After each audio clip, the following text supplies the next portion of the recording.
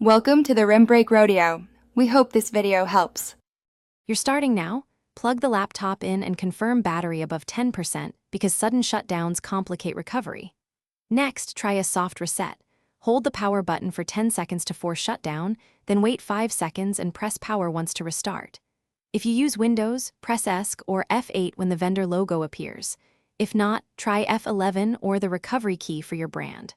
Once done, make sure to watch for on-screen recovery options. Once you reach recovery, choose Troubleshoot and then Advanced Options. You'll see Startup Repair and System Restore. Use them in that order. If locking persists, boot into Safe Mode to remove recently installed drivers or updates that may block the lock screen. Safe Mode limits services so you can isolate the culprit. Make sure to try the on-screen keyboard or an external keyboard to confirm it's not a hardware input issue, and then restart normally to test whether the lock screen clears. To finish, if you can't sign in, use the recovery console to reset the local password or create an admin account, then back up files to external media before any major reset.